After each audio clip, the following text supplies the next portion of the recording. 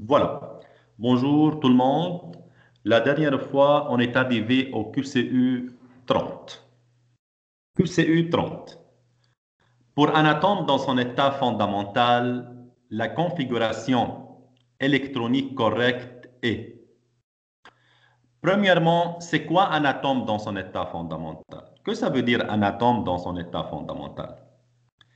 Un atome dans son état fondamental, c'est-à-dire que sa configuration électronique s'écrit de façon à remplir les niveaux énergétiques le plus bas, puis les niveaux énergétiques le plus haut, c'est-à-dire suivant la règle de Kleczkowski. هيدي يعني un atome dans son état fondamental. Voyons les propositions. A. عم يسألنا laquelle est correcte. La première proposition. 1s2, 2s2, 2p6, 3s2, 3p6, 4s2, 3d9. Cette écriture est correcte suivant Kleczkowski, mais elle n'est pas la plus stable. Pourquoi? Car normalement, il faut déplacer un électron de S et le mettre sur D. Et par suite, on obtient 4s1, 3d10. مثل ما عطيت أنا بالسلايد وقتها الكويفر والكروم. هيدي حالة منهم هون 4s2 3d9 لازم واحد الكترون من هون يجي يقعد هون بصير عندنا 4s1 3d10. اذا هيدي البروبوزيسيون منا صح، هيدي منا ستابل، elle n'est pas correcte. وهيدي الكونفيغوراسيون الكترونيك دو كويفر اللي هو 29. اوكي، نحن الكونفيغوراسيون الكترونيك دو كويفر la plus stable elle se termine par 4s1 3d10. Pourquoi un électron من هون بيروح بيقعد على D بيصير عندنا D10 car les orbitales D sont très stables لما يكونوا شو أو pleines ou moitié pleines. فإذا هيدي غلط. الب 1s2 2s2 2p6 3s2 3p6 4s2 3d4 نفس الشيء كمان مثل حالة الكروم. alors 4s2 3d4 نورمالمون لازم واحد الكترون من هون يجي لهون بصير 4s1 3d5 et dans ce cas-là cette écriture est la plus stable. Pourquoi? car dans ce cas-là on obtient des moitiés pleines عندها stabilité كبيرة. كمان هيدي البروبوزيسيون مش مزبوطة، هيدي منا لا بلو ستابل، إذا هيدي منا كوريكت. Proposition C 1s2 2s2 2p6 برجع بقول لكم هيدي الاكريتور عم نكتبها suivant les parallèles de Kleczkowski 3s2 3p6 4s1 3d6 هيدي فوق ما كنا نحن مضطرين ننقل واحد الكترون من هون ونحطه على الدي 5 لتصير دي 6. هي قبل كانت 4s2 3d5. هيدي اوريدي كان عندها ستابيليتي كبيره، ليه؟ لانه الدي مواتيه بلان، فمش على طول بنشيل الكترون من هون وبنحطه على الدي، مش على طول. مثلا بهالحاله شالوا واحد هن حطوه هون، دون سكالا صار عندهم دي 6. بالعكس قبل كانت بلو ستابل. الور هيدي كمان الاكريتور n'est pas correcte. D 1s2 2s2 2p6 3s2 3p6 4s1 3d5 100%. هيدي الصح اللي كانت قبل هيك شلنا واحد الكترون من هون حطيناه على الدي صار عندنا 4s1 3d5. وانا اعطيتكم حالتين بالكور اللي هي الكويفر والكروم، وقلت لكم بهالحاله ان الكترون بينتقل من ال 4s على الدي على ال 3d على اللي بعده. بهالحاله بحاله الكويفر بصير عندكم 3d10 et dans le cas du chrome on obtient 3d5 et dans les deux cas on a une grande stabilité étant que بحاله الكويفر D complètement pleine وبحاله الكروم D moitié pleine. هيدي البروبوزيسيون est correcte. Toutes les propositions ou toutes les réponses sont incorrectes. Là, عندنا D est correct. La configuration électronique correcte est la plus stable. أنا بهمني la plus stable, bien sûr. 1s2, 2s2, 2p6, 3s2, 3p6, 4s1, 3d5. Voilà. هي avant كانت برجع بذكركم 4s2, 3d4. On a déplacé un électron d'ici sur l'orbital D et par suite on obtient les orbitales D à moitié pleines. Et dans ce cas-là, on a une grande stabilité. Et la proposition correcte est la proposition D. Ici, j'ai quelques remarques avant de continuer vers QCU 31. Tout d'abord, je vais donner quelques définitions. C'est quoi électron non apparié et électron apparié? Électron non apparié, c'est-à-dire électron célibataire. انتوا بتعرفوا انه sur les orbitales, chaque orbital atomique contient deux électrons de spin opposés. واحد لفوق وواحد vers le bas. Lorsqu'il s'agit d'un seul électron sur l'orbital, cet électron, on l'appelle électron célibataire, puisqu'il est seul. Lorsque l'électron est seul, se trouve seul sur une orbitale atomique, vers le haut ou vers le bas, peu importe. Spin plus un demi ou moins un demi, peu importe. Lorsqu'il est seul, on l'appelle électron célibataire, c'est-à-dire électron non apparié. Alors, lorsque j'ai dit électron non apparié, c'est-à-dire électron célibataire. Par contre, électron apparié, on n'a pas d'électrons célibataires. Que ça veut dire? C'est-à-dire les électrons se trouvent sur les orbitales atomiques de façon à être sous forme de double. C'est-à-dire sur chaque orbitale, on a deux électrons de spin opposé toujours, bien sûr, suivant la règle de Pauli et Hunt. Alors, électrons non appariés, c'est-à-dire j'ai des électrons célibataires qui se trouvent seuls sur les orbitales, alors que électrons appariés, c'est-à-dire que je n'ai pas des électrons célibataires. Sur toutes les orbitales, sur chaque orbitale, j'ai deux électrons de spin opposés. OK? Voilà. Maintenant, que ça veut dire paramagnétique et diamagnétique? Alors, les éléments qui ont des électrons non appariés, c'est-à-dire célibataires, sont appelés éléments paramagnétiques.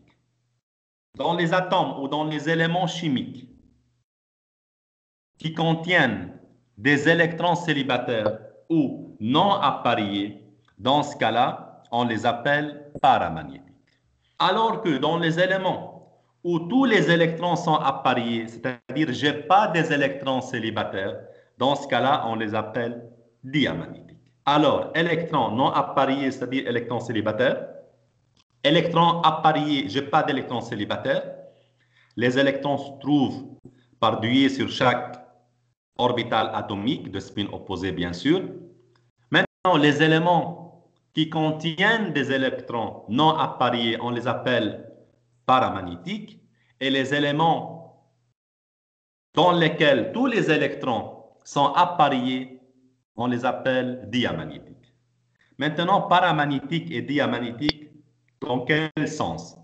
Il y a ce qu'on appelle un champ magnétique autour des atomes et notamment les électrons. Et dans le cas des électrons non appariés, c'est-à-dire des électrons célibataires, on a une influence du champ magnétique. Par contre, dans le cas des électrons appariés, c'est-à-dire pas des électrons célibataires, là, on n'a pas une grande influence du champ magnétique. C'est une question de champ magnétique qui entoure les atomes. Et des fois, il y a une influence ou une grande influence vis-à-vis les électrons lorsqu'ils sont non appariés. Par contre, lorsqu'ils sont appariés, là, cette influence diminue, devient très faible. QCU 31. L'atome cobalt CO27, dans son état fondamental A, 3 points, électrons non appariés. C'est-à-dire combien d'électrons non appariés contient le cobalt? Quelles sont les propositions? 1, 2, 3, 6 ou 7. Pour que je puisse savoir combien d'électrons non appariés, c'est-à-dire des électrons célibataires dans le cobalt, tout d'abord, il faut écrire la configuration électronique du cobalt. Voilà, cobalt, Z est égal 27. 1s2, 2s2, 2p6, suivant Kleczkowski, suivant les parallèles, 3s2, 3p6, 4s2, 3d, 7, 10, 20, 27, puisque Z est égal 27. Le cobalt se termine par D. C'est un élément irrégulier, c'est un élément de transition. Voilà. Combien d'électrons célibataires j'ai dans cette configuration? Normalement, puisque j'ai S2, c'est-à-dire, c'est double, c'est-à-dire sur l'orbital S, j'ai 2 électrons de spin opposé. Ici, pareil. Le P est complètement plein. Ça ne vaut pas la peine de dessiner toutes les orbitales. C'est pour cela, moi, j'ai dessiné seulement l'orbital D. C'est-à-dire, cette configuration électronique se termine par D. Pour cela, j'ai dessiné seulement 3D7. Alors, dans D, combien d'orbitales j'ai? J'ai 5 orbitales atomiques. 1, 2, 3, 4, 5. Les 5 orbitales contiennent 7 électrons. Suivant Pauli et Hunt, comment je classe les électrons dans ce cas-là? أنا كيف حطيتهم هون les électrons 1 2 3 4 5. Suivant Hunt, il faut remplir le maximum des électrons. Il me reste 2 électrons. Je recommence dès le début. Vers le bas, 6, vers le bas, 7. Voilà. Et comme ça, j'ai rempli les 7 électrons sur les 5 orbitales de D. Combien d'électrons célibataires? Est-ce que ici j'ai des électrons célibataires? Non. On a 2 électrons. On a 2 électrons. J'ai seulement 3 électrons célibataires. 1, 2, 3. Dans ce cas-là, dans le cobalt, j'ai 3 électrons non appareillés ou célibataires. Et par suite, la réponse correcte est C. Maintenant, si je dessine S, je mets une orbitale atomique, un tiré, sur laquelle il y a 2 électrons vers le haut et vers le bas de spin opposé. C'est pour cela que ça ne vaut pas la peine de dessiner toutes les orbitales précédentes, puisque d'après les valeurs des électrons qui se trouvent ici, ça se voit bien que toutes les orbitales atomiques sont pleines. Et par suite, je n'ai pas des électrons non appareillés. C'est pour cela que je dessine seulement la dernière sous-couche, qui est 3D7. Alors, la réponse correcte ici est la réponse C, puisque j'ai 3 électrons célibataires dans le cobalt. QCU 32. La configuration électronique de Cr+, chrome+, dans son état fondamental est. Moi, je vous conseille, pour écrire la configuration électronique de Cr+, mieux écrire avant la configuration électronique de Cr. Puis, on écrit Cr+. Cr, chrome, Z est égal 24. 1s2, 2s2, 2p6, 3s2, 3p6, 4s1, 3d5. نحن قبل شو كان في 4s2, 3d4. Mais cette configuration n'est pas stable. La plus stable, lorsque je déplace un électron de S, je le mets sur D. Et par suite, j'obtiens 4s1, 3d5. وهيدي مرقة معنا بالكور أنا عطيت الكويفر والكروم. Cette configuration est la plus stable. Alors, comment j'écris la configuration électronique de Cr+, dans ce cas-là? Cr+, Z est égal 24. Le nombre de protons est toujours 24, ne change pas. Par contre, j'ai 23 électrons. Avant, j'avais 24 électrons. Maintenant, j'ai ici dans Cr+, 23 électrons. Pourquoi? Car Cr est chargé plus. Cr+, Z est égal 24, c'est-à-dire j'ai 23 électrons. Alors, il faut que j'enlève un électron de Cr. من وين بشيل؟ من آخر وحدة؟ لا. J'enlève un électron du niveau le plus élevé, de la couche la plus élevée. Ici, la couche la plus élevée, c'est 4. Voilà, j'enlève 7 électrons. Et par suite, la configuration de Cr+, devient 1s2, 2s2, 2p6, 3s2, 3p6, 3d5. Et voilà la configuration électronique de Cr+. Et la proposition correcte est B. Voilà, 1s2, 2s2, 2p6, 3s2, 3p6, 3d5. هنا شو عاطينا؟ قايلين بالproposition A 1s2, 2s2, 2p6, 3s2, 3p6, 4s2, 3d4. Ça, c'est faux. Ça, c'est la configuration électronique, en tout cas de Cr, et elle n'est pas stable. La plus stable, c'est 4s1, 3d5, comme j'ai écrit moi ici. B est juste. C, 1s2, 2s2, 2p6, 3s2, 3p6, 4s1, 4d4. Ici, on a غلطين, deux fautes. Lesquelles? Tout d'abord, ils ont enlevé un électron de D, et ici encore, ils ont mis 4D. C'est 3D. C'est pas 4D, c'est 3D. Alors, cette proposition est fausse. D. 1S2, 2S2, 2P6, 3S1, 3P3, 3D10. هيدي كلها غلط اصلا لانه حاطين P3 بلشوا يعبوا D avant que P est complètement pleine. وهيدا الشيء فو. هيدا ما بنسميه configuration électronique dans un état fondamental. Il faut remplir tout d'abord les niveaux d'énergie les plus bas, نطلع على le plus haut. Alors c'est faux. Maintenant E. 1S2, 2S2, 2P6, 3S2, 3P6, 4S1, 3, 4D5. كمان هون في عنا deux fois. Tout d'abord, هون حطوا 4 à la place de 3. وهيدي بتصير الكونفيغوراسيون دو سي ار et pas سي ار بلس. هون ما شالوا ولا الكترون. alors كمان هيدي غلط لانه هون عندنا 4 لازم تكون 3 وما شالوا الكترون، ما شالوا هيدا كمان. alors dans ce cas-là, la réponse correcte est B. QCU 33. Parmi les atomes et les ions suivants, lequel est isoélectronique avec l'argon? Tout d'abord, que ça veut dire isoélectronique?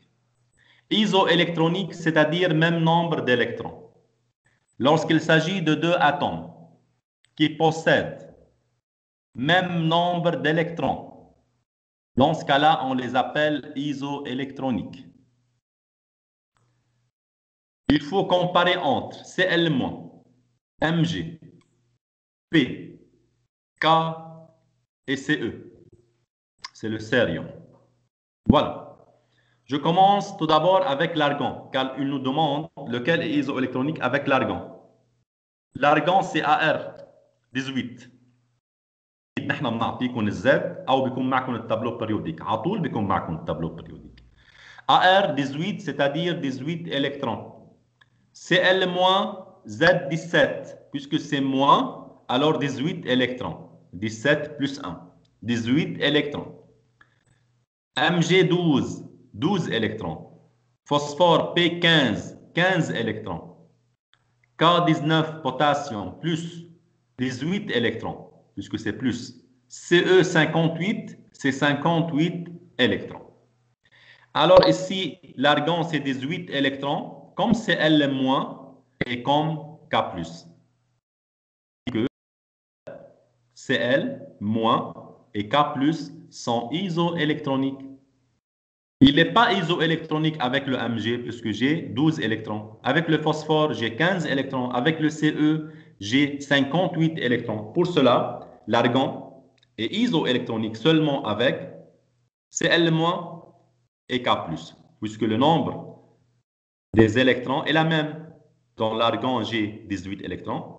Cl-, pareil, j'ai 18 électrons. Et K+, pareil, j'ai 18 électrons. Et lorsque le nombre d'électrons est le même, dans ce cas-là, les éléments ou les atomes ou les ions sont isoélectroniques. Alors, AR, Cl- et K+ sont isoélectroniques. Dans ce cas-là, l'argon isoélectronique avec qui? Avec le 1 et le 4.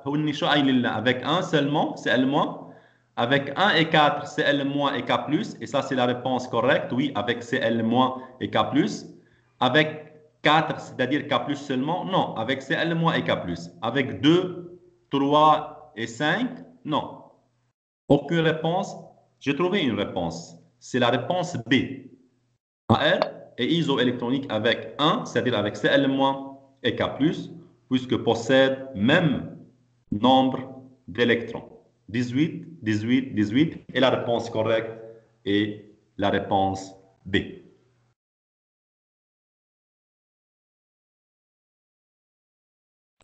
QCU 34.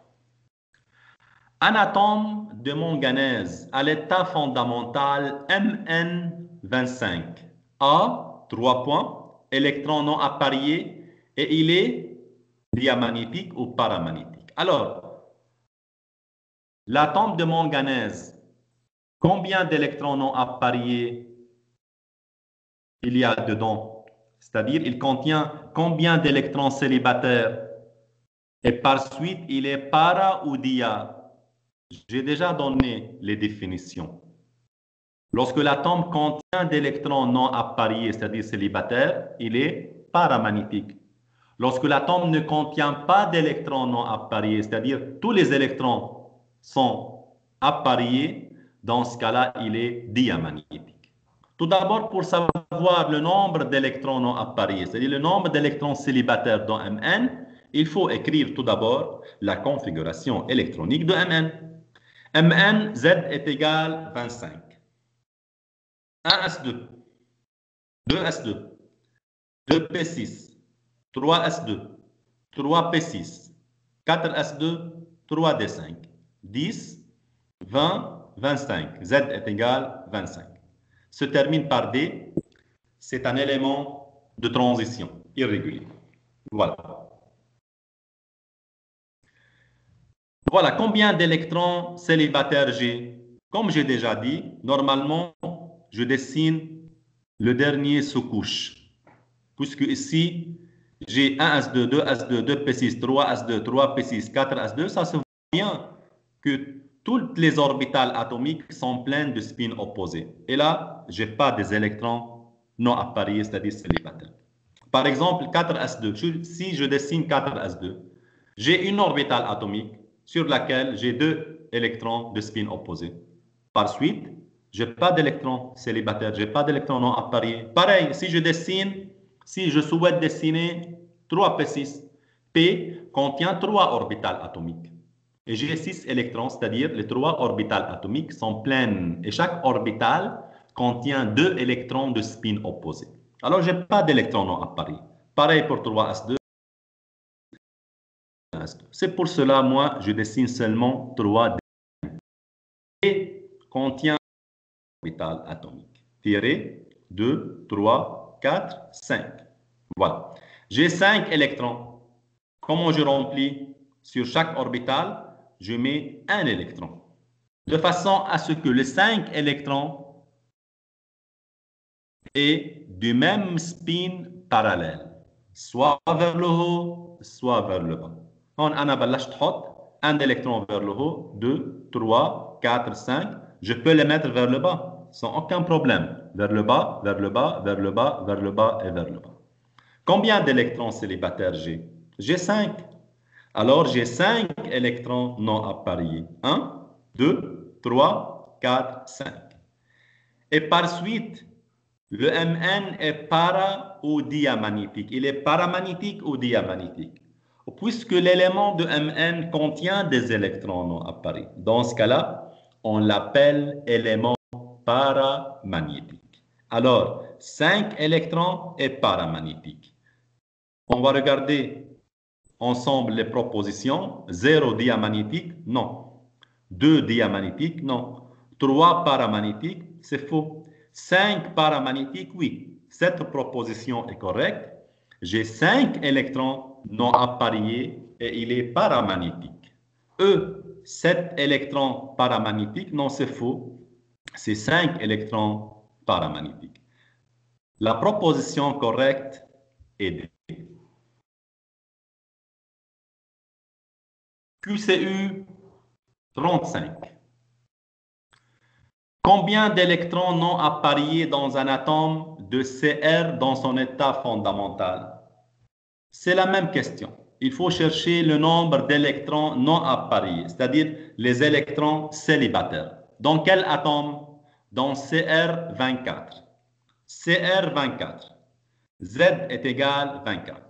Pour chercher le nombre d'électrons non appariés dans un atome, comme j'ai déjà dit, il faut écrire la configuration électronique suivant Kleczkowski. Et on écrit la configuration électronique la plus stable, surtout dans le cas de Cu de cuivre et de chrome.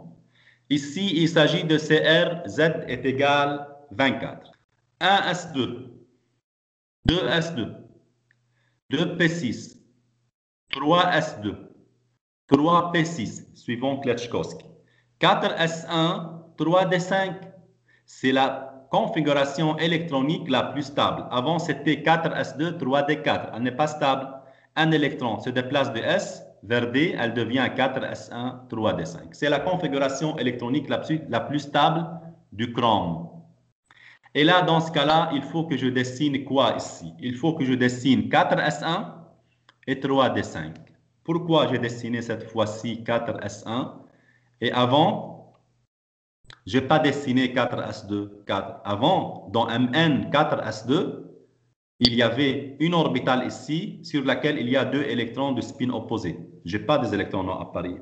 Par contre, ici, 4s1, ça se voit bien. J'ai un seul électron. Voilà une orbitale de S qui contient un électron vers le haut ou vers le bas, de spin plus un demi ou moins un demi. Peu importe. OK? Et sur D, j'ai 5 orbitales atomiques dans D, sur laquelle j'ai 5 électrons. Et voilà, j'ai rempli un électron vers le haut, un deuxième, troisième, quatrième et cinquième. Soit vers le haut, soit vers le bas. L'essentiel que les 5 électrons soient parallèles du même. Si je compte les électrons maintenant, j'ai 1, 2, 3, 4, 5, 6. Et par suite, j'ai 6 électrons célibataires, c'est-à-dire 6 électrons non appariés dans le chrome Cr24. Et par suite, la réponse correcte parmi les propositions, parmi les 5 propositions, j'ai 1 électron, 2, 4, 6, 3, j'ai 6 électrons. Puisque là, j'ai 1 et 5, ça fait 6 électrons non appariés. Et par suite, la proposition correcte est la proposition D.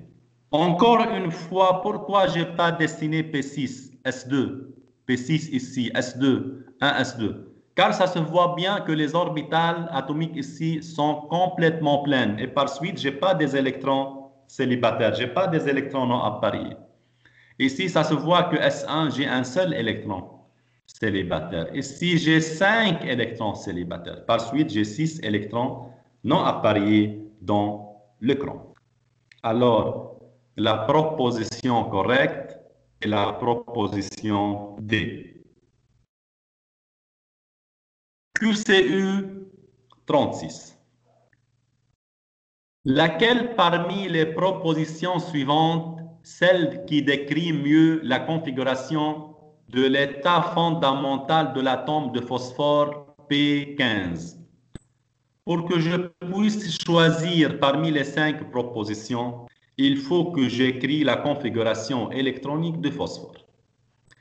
Phosphore P, Z égale 15. 1s2, 2s2, 2p6, 3s2, 3p3, 10, 12, 15. Voilà. On sait bien que 1s2, 2s2, 2p6, c'est la configuration électronique de néon 10. C'est un élément de 8 ou colonne 18. Gaz rare. Il a un octet sur la couche de valence. 2, 6, 8. Pourquoi j'ai écrit ici NE? Car dans les propositions, ils ont mis NE entre accolades, c'est-à-dire la configuration électronique de NE. Puis, j'ai 3s2, 3p3. P contient 3 orbitales. 1, 2, 3. sur lesquels j'ai 3 électrons, je mets 3 électrons parallèles de même spin, soit plus 1,5, soit moins 1,5, peu importe. Cet orbital atomique, on l'appelle Px, la deuxième Py, la troisième Pz. OK? Voilà, j'ai 3 orbitales, Px, Py, Pz. Comme je dis, j'ai 3 ml, moins 1, 0, plus 1. Un parmi les 3, c'est Px. Un deuxième, on l'appelle Py. Et un troisième, on l'appelle Pz. Suivant le 3 axes X, Y, Z, comme j'ai déjà donné dans le cours. Voilà. Si je regarde maintenant les propositions. Laquelle parmi les propositions, celle qui décrit mieux la configuration de l'atome de phosphore? Voilà. C'est Ne 3S2, 3PX2, 3PY1. Alors, CNE, c'est juste. 3S2, c'est juste. Mais 3PX2, 3PY1, c'est faux. En fait, j'ai 3PX1, 3PY1, 3PZ1. Je ne peux pas mettre 2 électrons ici et laisser PY vide, ou plutôt laisser PZ vide, suivant Pauli et Hund. Je ne peux pas. Il y a des règles à respecter. L'orbital contient 2 électrons de spin opposés. Règle de Hund qui dit qu'il faut remplir le maximum des orbitales atomiques. Voilà, alors cette proposition n'est pas correcte. Proposition B. Ne 3S1, non, c'est faux. En fait, c'est Ne 3S2. Et 3PX2, 3PY2, ça n'existe pas en fait. Ce n'est pas correct. Ne 3S2, 3PX1, 3PY1, 3PZ1, c'est juste. Il nous dit 2 spins P de plus 1,5 et un spin de moins 1,5. En fait, non, ça c'est faux. Il faut que le 3 électrons soient de même spin, soit plus 1,5, soit moins 1,5, soit vers le haut, soit vers le bas, parallèle du même spin. Alors cette proposition n'est pas correcte. La proposition D, Ne 3S2, 3PX1, 3PY1, 3PZ1, 3 spins P de plus 1,5, oui, ça c'est correct. Ils peuvent être soit plus 1,5, soit moins 1,5. Alors cette proposition est correcte. C'est la configuration électronique de Ne, puis 3S2, puis 3P3, c'est-à-dire 3PX1, 3PY1, 3PZ1, puisque j'ai un électron par orbital. Parallèle de même spin, 3 spins de plus 1,5, oui, c'est possible, c'est correct. Alors la proposition D est correcte. On va regarder encore E, Ne, 3S2, 3PX1, 3PY1, 3PZ1, un spin plus 1,5 et 2 spins moins 1,5, non, encore c'est faux. Il faut que le 3 électrons soient parallèles du même spin, soit plus 1,5, soit moins 1,5. Et par suite, la réponse ou la proposition correcte est la proposition D. Voilà. Je vais m'arrêter ici au QCU 36 et on va commencer les questions et les remarques entre nous.